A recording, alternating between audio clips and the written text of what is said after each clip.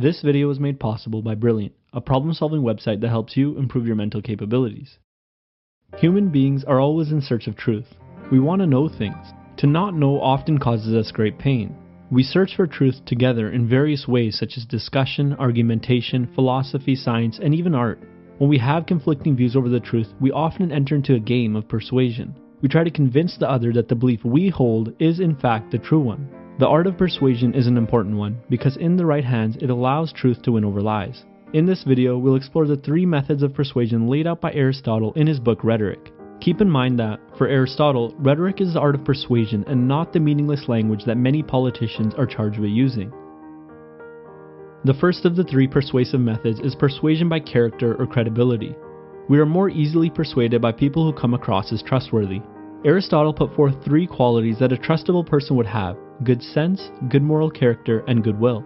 We say that a person has good sense when we trust their judgment. They're a rational and reasonable thinker. They stay cool, calm, and collected. They're a credible professional in the field that they speak about. We say that a person has good moral character when we expect them to do the right thing even if no one is looking. And lastly, we say that a person has goodwill when we believe that they have our best interests at heart. According to Aristotle, these are the 3 traits that a trustable person has. Now let's move on to the next method of persuasion. The second of the 3 modes is persuasion by emotion. Depending on our emotional state, we may be more or less inclined to adopt a certain belief.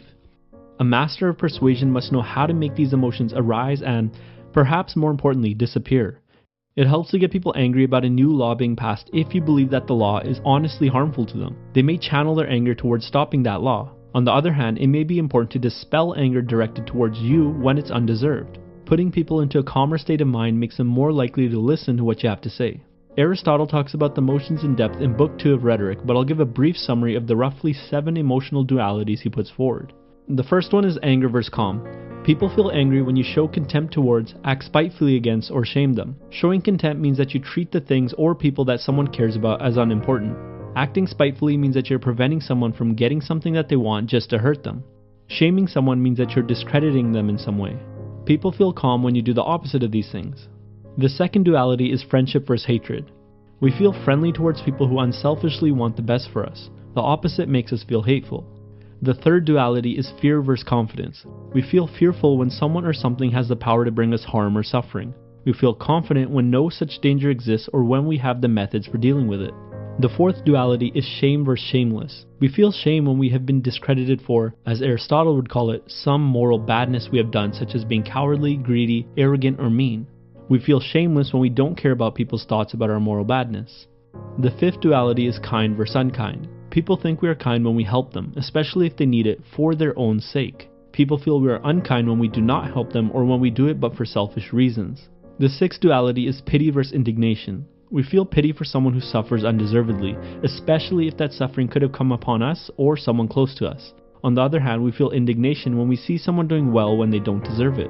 The seventh duality is envy versus emulation. People feel envious when they see their peers get some good fortune. This is especially true if they think they're entitled to that same good fortune or if they no longer feel equal with that person because of their good fortune. On the other hand, people feel emulation when a peer gets some good fortune that they haven't got themselves yet but they believe that they could. Both feelings are painful, but emulation is better than envy. The envious person wishes that their peer did not have their good fortune. The person who feels emulation wishes themselves to have that same good fortune and is pained by not having it yet. Humans are emotional beings. Sometimes our emotions are justified. Sometimes feeling angry or fearful is the right response. Other times, people feel these emotions when they shouldn't. The master persuader will know how to excite these emotions when they're justified and calm them when they are not. Now let's move on to the next method. The last of the 3 methods is persuasion by logic.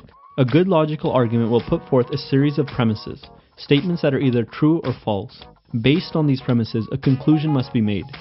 If the conclusion would be true if all of the premises were true, then the argument is said to be valid.